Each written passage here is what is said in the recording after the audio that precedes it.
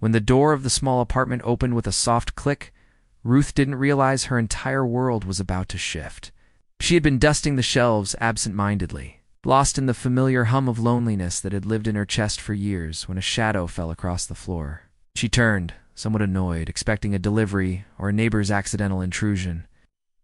But the moment she saw the man standing there, her breath caught violently in her throat, and everything inside her went painfully still. Frank. He was home. The man she had once intertwined her life with. The man whose laughter used to be the soundtrack of her mornings, whose presence used to fill every silent spot in the house. The man whose absence had broken something inside her that never quite healed. He stood there with a worn duffel bag and eyes that carried the weight of 5 punishing years. Time had carved lines into his face that she didn't remember, and his hair was slightly grayer at the temples. His voice, when it finally came, was hesitant and fragile. "Ruth, I'm home." The word home vibrated in the air like something foreign. She blinked slowly, unable to mask her shock. "Frank? Why are you back today? You weren't supposed to be released yet?" He gave a stiff, almost embarrassed smile. "Early release. Good behavior programs, counseling. 1,000 things the warden said I did right. But the only thing I could think of every day I woke up in there was that one day I'd get to see you again." He stepped inside cautiously, as if afraid the room might swallow him. He looked around, taking in the furniture, the little details, the familiar painting on the wall. To him, everything looked the same. To Ruth, everything had changed. There was a quiet tremor in his voice when he asked, "Ruth, is something wrong?" She swallowed hard. Before she could answer, a voice drifted from the hallway, warm, casual, unaware. "Ruth, did you want me to hang your laundry or should I?" Harry stopped mid-sentence the moment he saw Frank. His eyes widened. His face drained of color, and the realization rippled between the three of them like a shockwave. Frank's eyes flashed with hurt, confusion, betrayal emotions she never wanted him to feel but somehow knew were inevitable. "Who is he?" Frank asked, but the calmness in his voice was the kind that comes just before a storm. Ruth tried to speak, but her voice tangled in the knot forming in her chest. Harry took a step forward, hands raised gently. "I'm Harry," he said, voice low. "I didn't know she was married. Swear I didn't." Frank's jaw tightened with the force of a man trying desperately not to break. "This is my home," he whispered. "My wife, my life." "And you're Frank? Stop," Ruth said softly, tears rising in her eyes. "Please let me explain." "Then explain," he whispered back, and the hurt in his voice made her knees weak. She took a shaky breath. "Frank, I waited. I swear to you, I waited. For 4 years I waited. I visited. I answered your calls. I wrote letters, till you told me to stop reaching out." His expression faltered. "I told you to stop, because I didn't want you to waste your life waiting for an inmate. I thought I was protecting you." She shook her head. "No, Frank, you weren't protecting me, you were pushing me away." Her voice cracked with 5 years of buried agony. "You told me to move on. So eventually, I tried." Harry looked down at the floor, guilt pressing his shoulders down. "I'm sorry," he murmured. "I never meant to be part of this." The silence that followed was thick and suffocating. Harry quietly stepped away. "I'll leave," he said softly. "Ruth, you should talk to him." He slipped past Frank with a gentle nod and disappeared out the door, closing it quietly behind him. And suddenly the apartment, once too full, now felt painfully empty. Frank turned to Ruth, eyes gleaming with tears he refused to let fall. "Ruth, I never wanted to lose you." "Then why did you let me go?" she whispered. He swallowed hard. "'Cause I was scared of ruining your life. Scared that the man who walked into that prison wasn't the man who deserved you. I thought if you stayed, I would drag you down with me." "You didn't drag me down," she said softly. "You broke me by shutting me out."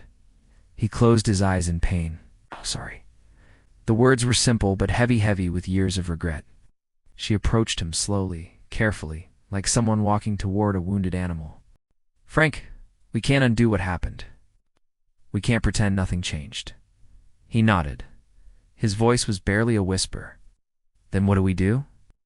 Her fingers brushed his, and he froze at the familiar warmth. "We start from where we are, not from where we left off." Something in him, cracked a wall, a layer of fear, and, for the first time since stepping through the door, he let a tear fall. They spent the next few days in a careful, fragile dance around each other. Frank woke up early, cooked breakfast, fixed things around the house, and tried to relearn the rhythm of living like a free man. Ruth watched him, studying the gentle changes in him. The way he flinched at sudden noises, the way he lingered too long by windows as though afraid he'd be trapped again, the way he apologized for things without knowing why. But he also smiled more small smiles, shy ones, the kind that were glimpses of the man she once loved deeply. One evening he approached her with a bouquet of wildflowers he bought with the little money he had. "These reminded me of you," he said softly. Strong, simple, still standing. Her eyes filled with tears. "Frank, you never brought me flowers before." He smiled faintly. "Prison makes you realize what matters." She hugged him, hesitant at first. Then tighter, and the warmth between them felt like a candle reigniting in a cold room. But every story that begins to heal must face one final storm. A few nights later, Ruth and Frank were slow dancing in the living room, letting the music fill the silence between their newly mending hearts. And then came the knock at the door. Ruth kissed his cheek softly. "I'll get it." When she opened the door, 2 police officers stood there. "Ma'am, we received a complaint about a violation of house arrest and possession of illegal substances by the resident, Mr. Frank Alden." She paled. "That's impossible." Frank came up behind her, confused but alert. "Officers, what's going on?" One officer reached into Frank's jacket hanging by the door and pulled out a small packet of white powder. Ruth gasped in horror. Frank's face went ghostly pale. "That's not mine. Swear it's not mine." Ruth grabbed his arms. "I believe you." The officers exchanged skeptical looks. "Ma'am, we have to take this seriously." But Ruth shook her head with fierce determination. "We have a hallway camera. Let me show you." She hurried to the monitor and rewound the footage. And then everything inside her broke.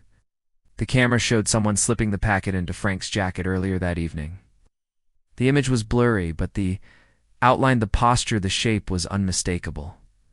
"Harry," she covered her mouth in disbelief. Frank stared at the screen, devastated. "He framed me," he whispered. "After everything." "He was hurting," Ruth whispered softly. "He did the wrong thing. We'll fix it." The officers watched, nodded, and agreed Frank was innocent. "Ruth, I thought I was going back." I thought. She knelt beside him, cupping his face with both hands. "I'm not letting anyone take you away again." He looked at her like she had given him air after drowning. "Still choose me?" She nodded, tears slipping down her cheeks. "I never stopped choosing you." He pulled her into his arms with a desperation that tasted like love, reborn love, that had walked through fire and came out scarred but stronger. In the weeks that followed, they rebuilt slowly, carefully, honestly. They talked about the past, about the pain, about the mistakes, and about the future they could still create. In one quiet morning, as sunlight poured through the kitchen window, Frank finally asked the question, trembling inside him. "Ruth, do you truly want to rebuild this life with me? Not because you feel sorry, not because you're scared to be alone, but because your heart still wants me?" She held his face with both hands and whispered, "Frank, my heart never wanted anything else." His eyes softened, filling with a warmth she feared she'd never see again. He pulled her into a slow, gentle kiss that held 5 years of heartbreak, longing, and hope. They weren't the same people they were before. Life tore them apart. But standing there in each other's arms, they realized something simple and profound. Love doesn't always stay perfect. Sometimes it gets shattered. Sometimes it bleeds. Sometimes it walks through darkness so thick it forgets the shape of light.